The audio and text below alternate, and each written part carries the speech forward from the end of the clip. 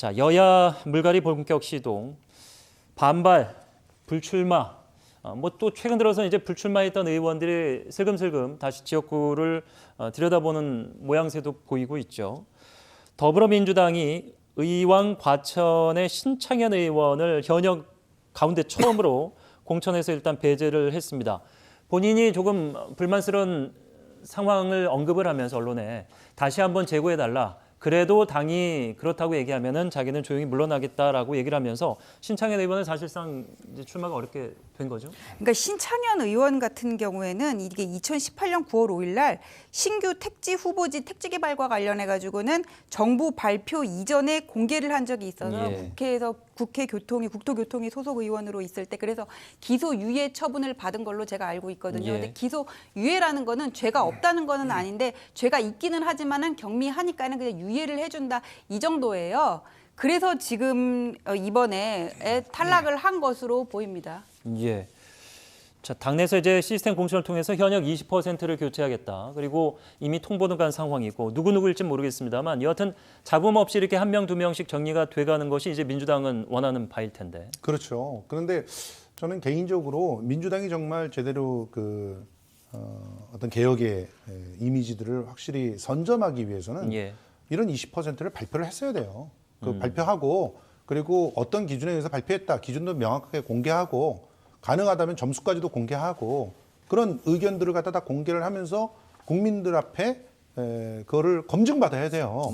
그리고 그런 약간의 시끄러움은 오히려 선거에 대한 관심으로 이어질 수가 있어서 사람들이 내가 정말 그 지역구에 원하는 사람들이 어떤 사람인가를 좀 더 적극적으로 찾아갈 수 있는 그런 흐름으로 이어질 수가 있었는데 아쉬운 것은 그런 것들을 이제 얘기하지 않고 되도록이면은 이제 한 팀, 그러니까 원팀이라고 하는 걸 깨치지 않기 위해서는 되도록 조용하게 문제를 갖다 좀 처리하자 이런 방식을 갖다 선택한 것 같은데 이 조용한 게 조용한 것만은 아니거든요. 이러다가 지금 신창현 의원 같은 경우는 상대적으로 너무나 명확한 이유가 있으니까 반발을 갖다 하기가 좀 어려운 상황인데 나는 충분히 배제될 만한 이유가 없다고 생각한다면서 강하게 반발하는 사람들이 무소속으로라도 출마를 하게 되는 사태가 벌어지면 상당히 곤혹스러운 상황이 만들어질 수 있기 때문에 상황을 그야말로 말랑말랑하게 봐서는 안 되는 그런 상황이라고 봅니다. 자, 민주당 그리고 조국 전 법무부 장관 사태 공수처 설치 과정에서 여당의 쓴소리를 했던 금태섭, 조응천 의원의 지역구 각각 추가 공모 경선을 통해서 새롭게 후보군을 추가를 할 의지를 내비쳤습니다. 이 정봉주 의원이 사실상 이제 불출마가 됐습니다만 KKK 해갖고 대놓고 찝어서 강서갑의 금태섭 지역구를 자기가 가겠다라는 의견을 펼 만큼 당내에서 두 사람이 좀 괘씸죄 찍힌 것이 아니냐.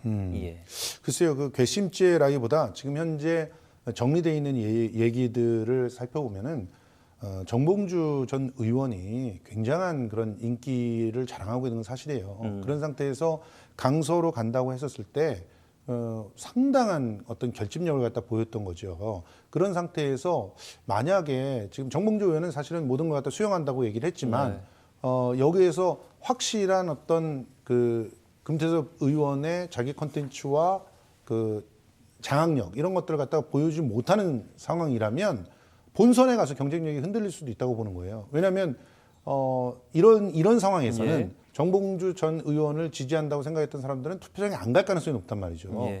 이러면 그냥 그 한 선거구에서만 끝나는 게 아니에요. 비례대표도 있고 그리고 또 전체 어떤 선거의 분위기를 갖다 달고 줘야지만 사실은 민주당한테 유리한 그런 상황이란 말이죠. 그런 측면에서 어쩔 수 없이 이런 추가 경선을 이렇게 할 수밖에 없는 그런 상황이라고 보고요. 조응천 의원 같은 경우는 자신이 현격하게 경쟁력의 차이가 날 줄 알았는데 그러지 않은 겁니다. 실제로는 다른 후보도 일정 정도 이상의 경쟁력을 갖췄다는 게 입증이 된 거예요. 그래서 그 부분에 대해서 경선이 된 것이지 이게 이제 경선이 되면서 이런 문제들이 조금 더 명확하게 공개가 될 거라고 좀 생각을 합니다. 자, 당명이 이제 바뀌었습니다만은 전 자유한국당 총선 불출마 의원들이 최근 들어서 조금 속도감 있게 나오고 있습니다. 강서울 지역의 김성태 의원 어제 그리고 강남 3구 현역 의원 중에서는 처음으로 송파갑의 박인숙 의원 오늘은 5선의 정가윤, 4선의 유기준 의원 앞서 잠깐 말씀해 주셨습니다만은 자, 공천 가능성이 낮아졌다라는 분석도 있겠습니다만은 반대로 위성 정당인 미래한국당으로 당초 이제 목표했던 것은 원내 정당이 될 만큼 한 20명의 의원을 보내고 싶어 한다는 얘기가 있었는데 정말 일로 다 가게 될까요? 글쎄요, 당장 가게 될 거라고는 보지 않는 게 예. 왜냐하면은 정가변 의원이 미래한국당으로 이적한 것과 관련해가지고 5억 원짜리라는 말이 나왔잖아요. 예. 그게 왜냐하면 14일 의석수 기준의 국고보조금을 지급을 하는데 5명 되냐 안 되느냐에 따라서 5억 정도 차이가 나거든요. 받을 수 있는 금액이.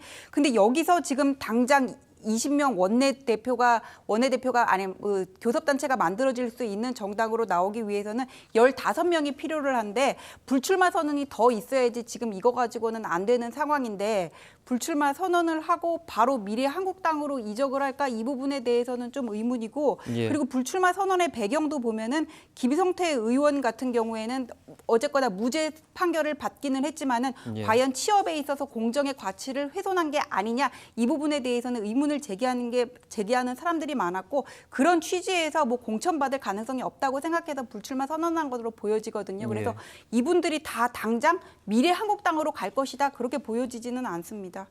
예.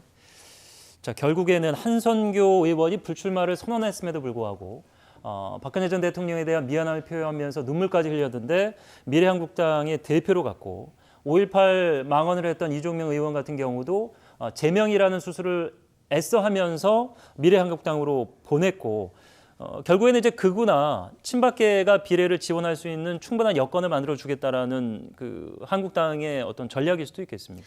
그런데 참 중앙선관위는 도대체 무엇을 하는 예. 곳인지 모르겠어요. 이거는 냉정하게 따져보십시오.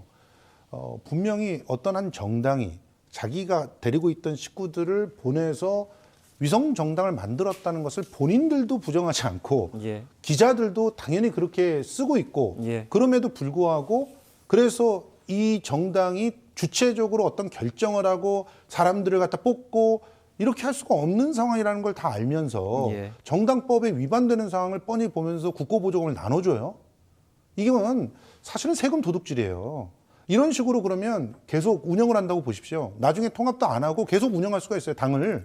이렇게 자꾸 새끼당을 갖다 만드는 걸 갖다 그럼 정당의 자격 요건을 갖다 따져 엄격하게 해석하지 않고 이렇게 만들어준다면 뭐 너도 나도 사람이 어느 정도 있는 당들은 그렇게 만들려고 하지 않겠어요? 이중으로 돈을 받을 수 있는데 이런 그 잘못들을 용인해서는 안 됩니다. 이 부분에 대해서는 정말 심각한 문제 제기가 있어야 된다고 봅니다. 예,